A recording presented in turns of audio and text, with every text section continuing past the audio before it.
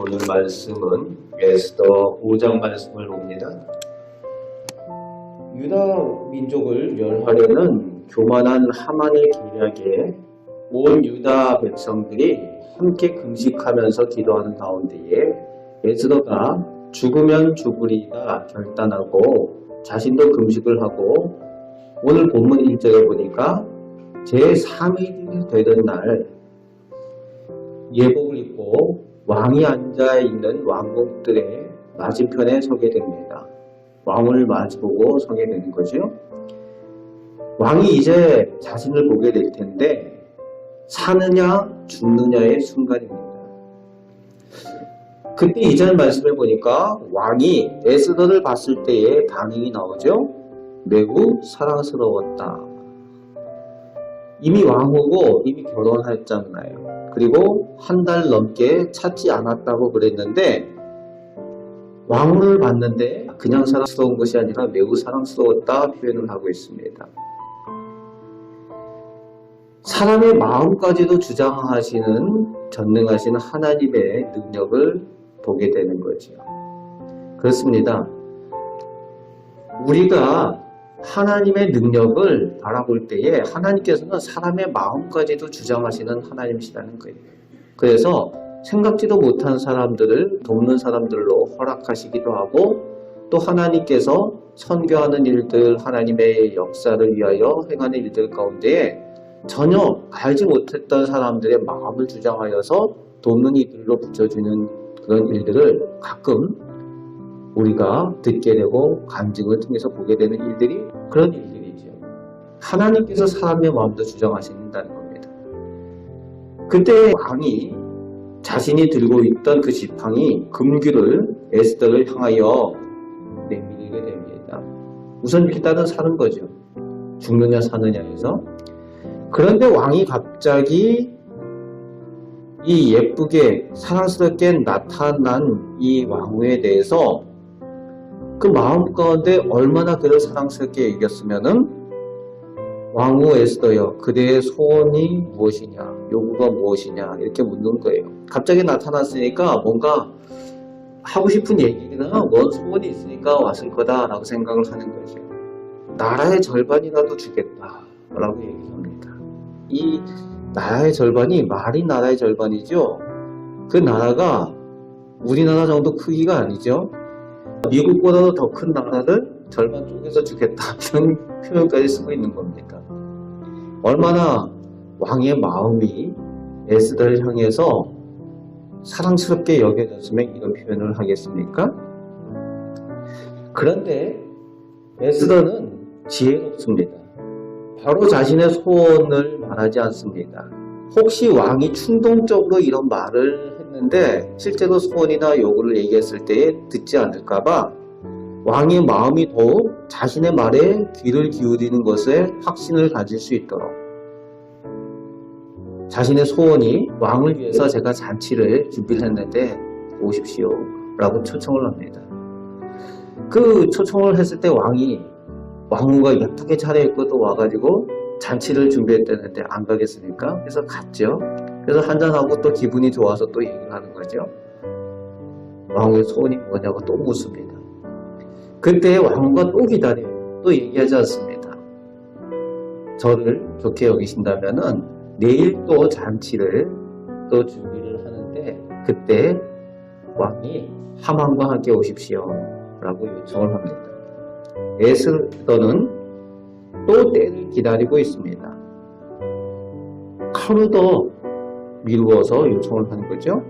지금 에스더의 상황은 막상 말하려고 할 때에 기다려야 된다는 것을 알게 되는 겁니다. 에스더가 왕후가 될 때에 자기가 유다 사람이라는 것을 밝히지 않았어요.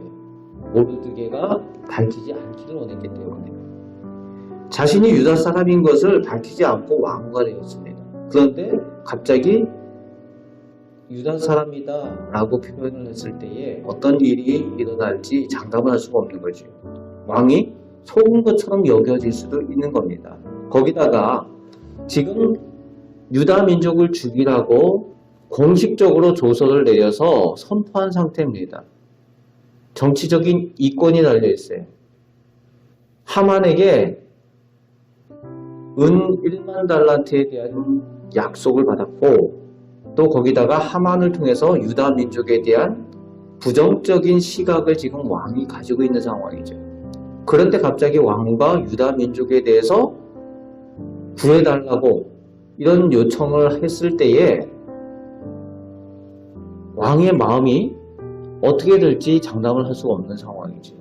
그리고 공식적인 왕의 명령이 떨어져 있는데 그게 왕후 한마디에 이것을 돌이킬 수 있는 그런 상황이 될 수도 없다는 거예요. 이미 왕은 이전에 왕후를 한번 폐위한 적이 있었죠. 왕후 와스디를 폐위한 그런 사건들이 있었을 때에 이 공적인 명령을 돌이킬 수 없는 그런 상황들이 있는 것을 에스더는 지금 알고 있는 겁니다. 유다 민족에 대해서 구할 수 있는 그런 어떤 합리적인 조건이 지금 갖추어지지 않은 거예요. 왕이 유다 민족들이 왕의 명령을 잘 따르지 않는다. 그것에 대한 부정적인 시각을 가지고 있는데 그것을 돌이킬 만한 어떤 계기도 없고 지금 상황도 없는 거죠. 그럴 때에 하루 정도 더 미루면서 하나님의 징조와 하나님께서 계획하심에 대한 인내를 가지고 기다리고 있는 에스더의 모습을 볼 수가 있습니다. 뭔가 하나님께서 행하시기를 기다리는, 징조를 주시기를 기다리면서 하루를 더 미루고 있는 모습을 볼 수 있습니다. 어떤 징조를 보여주시는지 내용이 내일 다음 장에 나오고 있습니다. 그리고 오늘 9절부터 14절 말씀에 하만이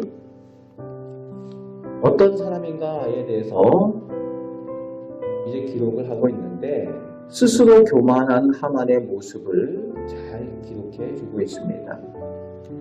10절, 11절 쭉 보면은 이 궁궐에서 왕후 에스더의 초청을 받아서 잔치를 받고 돌아온 이 하만이 집에 돌아와서 그 자기들 친구들과 가족들을 다 불러 모아가지고 청해서 잔치를 하고 그 잔치 자리에서 이제 자기 자랑을 하는 내용이 11절에 나오는 거죠. 자기의 큰 영광과 자녀가 많은 것과 왕이 자기를 들어서 모든 신하들보다 높여준 것, 뭐 이런 것들, 또 왕후 에스더가 자기하고 왕만 잔치에 초청했다. 그 자랑들을 막 늘어놓는 거죠.